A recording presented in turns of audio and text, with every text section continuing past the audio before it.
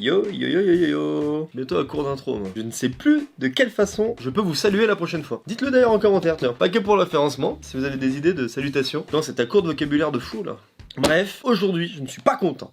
Eh bah ouais, je vous engueule, ouais. Et qui pètent les plombs, les gens ils sont là pour se divertir, pour passer un bon moment. S'il vous plaît, ça fait je crois 3 vidéos que je vous demande de vous abonner si vous aimez bien cette chaîne YouTube. Et vous êtes encore plus de 65% de non-abonnés à consulter cette chaîne régulièrement. Je suis pas content. Voilà, je tente une nouvelle technique. Je sais pas moi, les darons ça marchait quand ils nous engueulaient, donc peut-être que si je fais ça, vous allez être réceptif. Pas du tout. Je pense que c'est peut-être la pire demande que j'ai faite, mais bon, on essaye, puis on voit sur les stats ce que ça donne. S'il vous plaît, abonnez-vous une fois, et puis on n'en parle plus. En tout cas, aujourd'hui, on va découvrir des musées chelous. C'est vraiment ce qu'on va faire.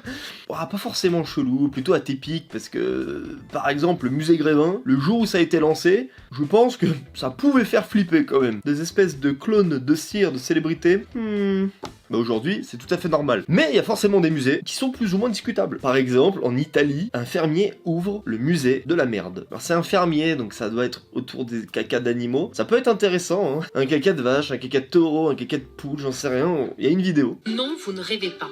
L'affaire est très sérieuse et le musée de la merde bien réel.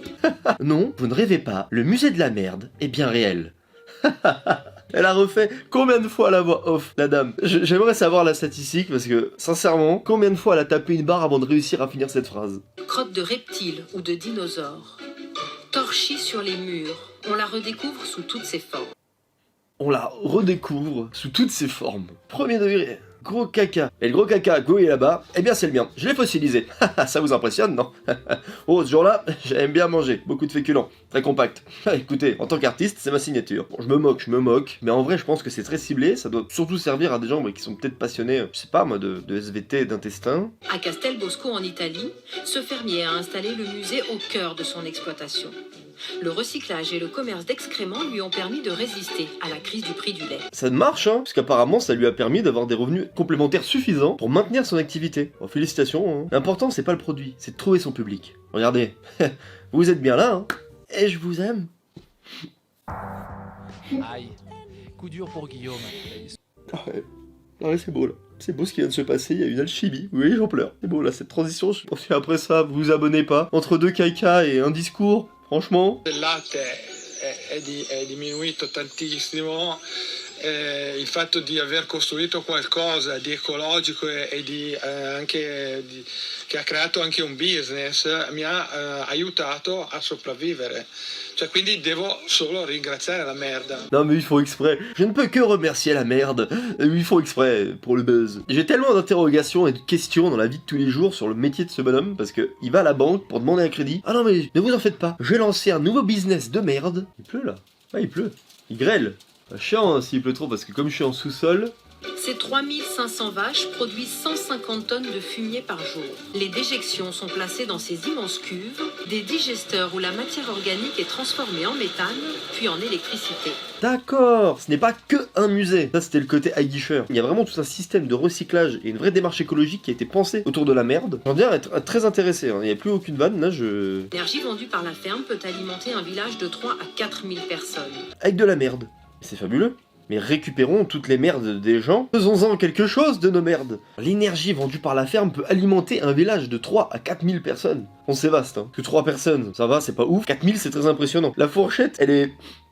Le musée présente aussi des objets du quotidien faits à base de merda cotta. Un mélange d'argile de Toscane, de bouse cuite et d'un ingrédient secret. C'est tellement marrant à écouter. Alors on voit aussi des mugs à base de merde, d'étron, de sulfure d'anus, la merda cotta. Putain c'est presque beau. Ils ont réussi à donner un nom de dessert à la substance. Argile de Toscane, bouse de vache cuite et ingrédients secrets. Ça serait pas un petit peu de pisse, histoire de donner un côté un peu moins sableux.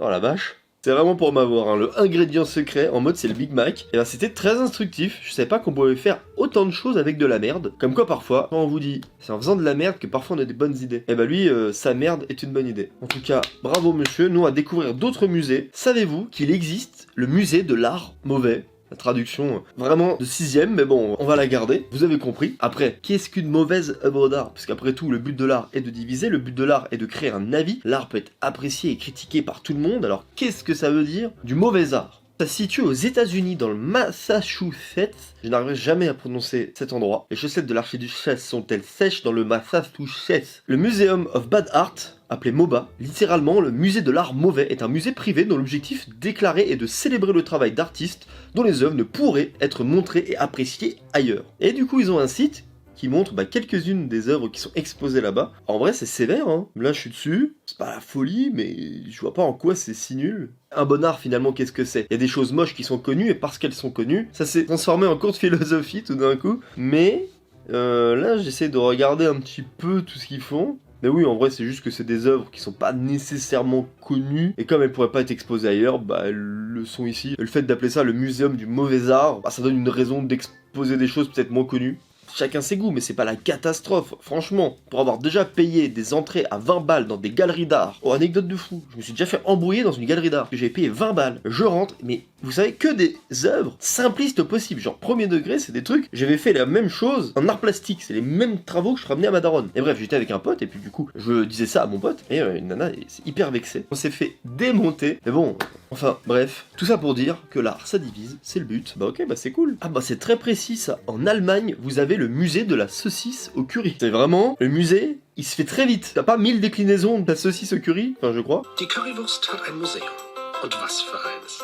In der Mitte Berlins, ganz nah beim Checkpoint Charlie, finden Sie das erste Currywurstmuseum. Fume parce qu'ils disent, vous trouverez le seul musée au monde de la saucisse au curry. Bah oui, c'est tellement précis. Genre, comme si moi j'ouvrais un musée de la trottinette avec coussin gonflable et néon. Mais dites-moi en plus. Hier geht es die Wurst und ihre Fans. Anekdoten und Geheimnisse. Kultig. Tu apprends les anecdotes de la saucisse, ok.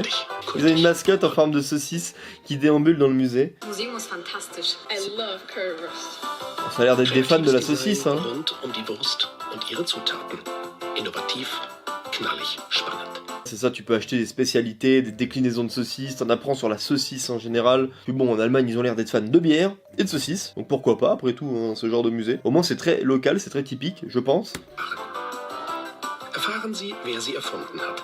Lernen Sie, was in ihr steckt.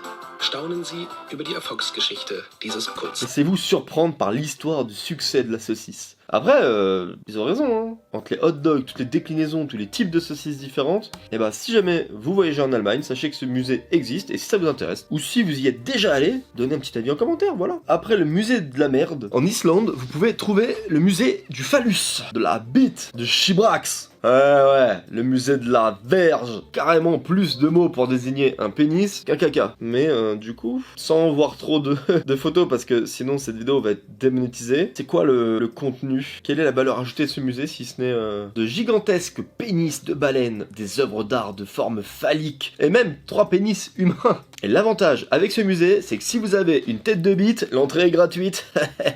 Ou une tête de gland, ça marche aussi.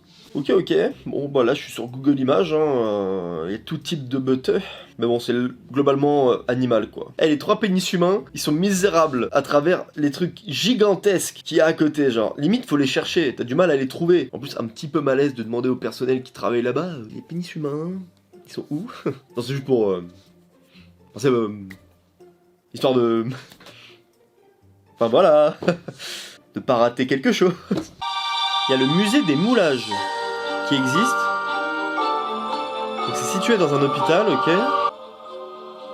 Et du coup, qu'est-ce que ça... Comment ça, des moulages? L'hôpital fut dédié au traitement des maladies de la peau en 1801. Oh, ça va être des moulages de maladies ou de pathologies, ça.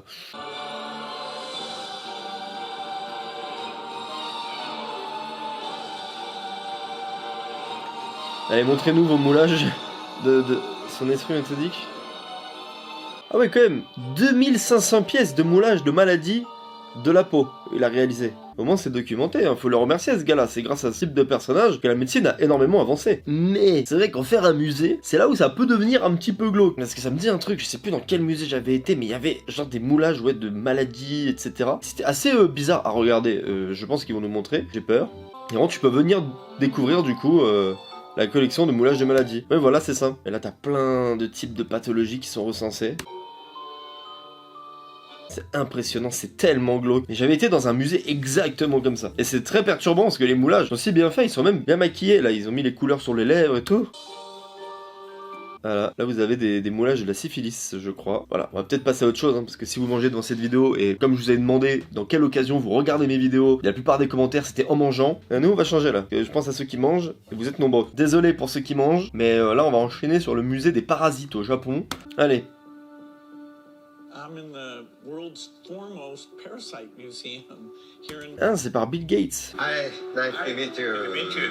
It's kind of cool. It's kind of gross. In history, there was a lot of parasitic infection in all countries. C'est un peu moins glauque, mais ça l'est quand même. C'est des moulages ou c'est des vrais parasites qui sont conservés. C'est grave penser au film d'horreur, dans le musée qui contient tous les virus, explose ou que sais-je, et ça libère du coup absolument tous les parasites dans le monde entier. A lot of that's been eliminated, but it's great for people to come and learn about the burden that's there and the great work that's going on. More than 1 billion people in developing countries suffer from parasitic diseases, including guinea worm, sleeping sickness. Ok, donc je suppose que c'est encore une fois pour aider la science. We have others that we have very good tools with the drug companies to actually donate the drug. Ok, donc le musée du parasite au Japon, je suppose que c'est pour aider la science et sûrement sensibiliser également. Bon, c'est pas que je veux pas, mais bon, des trucs un peu moins gore, je prends là. Ah, comme par hasard, en Turquie, il y a le musée des cheveux. Je vais peut-être aller y faire un tour, moi, je vais le récupérer, je sais pas quoi, 500, 600. Mais, considéré comme l'un des musées les plus étranges du monde, le Air Museum of Avanos, en Cappadoce, est certainement un incontournable si vous aimez les endroits touristiques bizarres. Établissement inhabituel situé sous la boutique de poterie est rempli d'échantillons de cheveux de plus de 16 000 femmes. Les murs, le plafond et toutes les autres surfaces, à l'exception du sol, sont recouvertes de mèches de cheveux des différentes femmes qui ont visité cet endroit et des morceaux de papier avec des adresses. Et tout ça, c'est des cheveux, avec des petites étiquettes sûrement avec le nom de la personne à qui ils appartenaient. Étonnant, c'est presque un poil irrespectueux, hein. Je me sens nargué. Autant de cheveux là, non vraiment, ambiance bizarre. Autant d'autres musées, je comprends l'utilité, autant là, c'est des cheveux, ils se ressemblent à peu près tous. Ça se trouve, c'est juste un attrape-touriste. T'y vas, il t'étudie, et à la fin il te propose une greffe en Turquie. Et comme par hasard, on est déjà sur place. Pour ceux que ça intéresserait, sachez qu'il existe le musée du papier peint. Premier degré, c'est un musée où il n'y a que des papiers peints de différentes époques qui sont exposés. Plus de 1200 œuvres de papier peint. Ci-dessous, un avant-goût avec une quarantaine d'œuvres significatives. Et vous pouvez choisir entre le 18e, 19e, 20e siècle. C'est hyper précis, pourquoi pas, après tout, faut vraiment kiffer le papier peint. Mais en vrai, si c'était une annexe d'un autre musée, avec une partie dédiée au papier peint des différentes époques, ouais, là, ce serait stylé. Mais bon, pour se rendre dans un musée dédié au papier peint, je peux vous dire que le gars, il a sa carte fidélité Castorama, Leroy Merlin, Monsieur Bricolage, Brico Dépôt, Interbricomarché. Ok, j'ai perdu mes mots. Bon, allez, on a compris. Après le musée du caca, il y a le musée du chiotte en Inde, à New Delhi. Un problème majeur en Inde, les toilettes. Le problème majeur en Inde, les toilettes. Et du coup, comme ils en ont pas, pour les narguer, on a fait un musée. Les bâtards, c'est quoi cette intro de fou? Le monde est méchant là. 2 tiers de la population et malheureusement ses besoins dehors. En réponse à cela, une association a ouvert un musée des toilettes au cœur de New Delhi.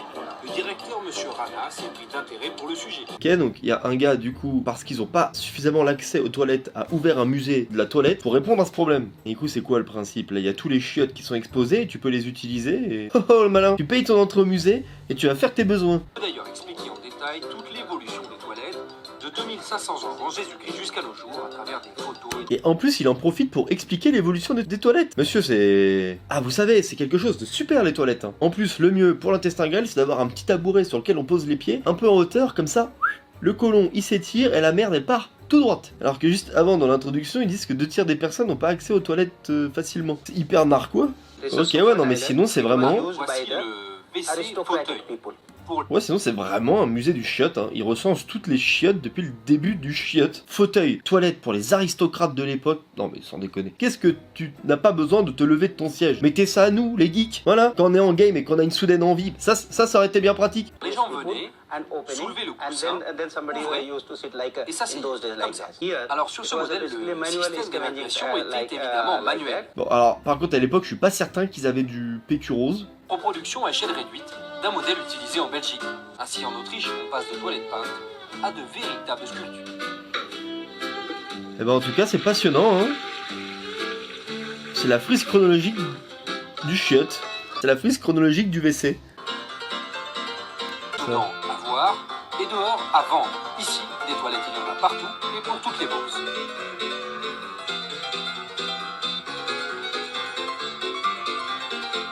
J'ai vu trop de chiottes là, je suis perdu.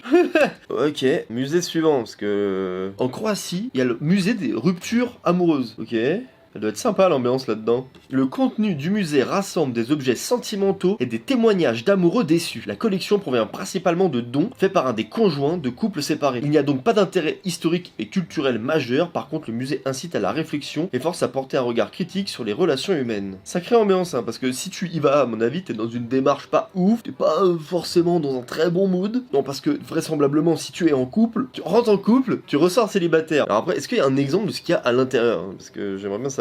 C'est bon, j'ai trouvé quelques artefacts qui se trouvent dans le musée. Par exemple, vous pouvez trouver 2 bagues qui ont appartenu à un couple qui sont restés ensemble 14 ans et demi. Ils ont fait 4 pays. Il y a tout l'historique de l'objet en plus. Hein. Un sèche-cheveux hors d'âge et abîmé. Est-ce que je suis sur la bonne page? Non, parce que il y a un buste de mannequin, il y a des médicaments contre les problèmes gastriques, une montre, une machine pour faire des expressos. Là, vous êtes en train de vous foutre de ma gueule. Un god! Carrément, c'est que des objets qui sont mis au hasard. Qu'est-ce que tu veux amener à me questionner sur mon couple, mon ancien couple, en me foutant une poupée en porcelaine sous les yeux? Non mais, sans déconner. Un frisbee? À partir de quel moment le frisbee, ça va me permettre de me remettre en question? Et par exemple, la description attachée à cet objet, c'est un stupide frisbee qui a été acheté par son ex-petit ami lorsqu'il se baladait dans un marché. Un truc comme ça. Je peux tout saisir de ce musée, mais c'est très bien, très bien, très bien. Au Mexique, il y a le musée de la momie. Ces expositions de momies attisent la curiosité et la controverse. Ça me fait penser au dark tourisme. Bah, en même temps, vu la photo de présentation, c'est pas forcément fou. Hein. Ah mais attends, c'est glauque. La plupart des corps exposés au Museo de las Momias de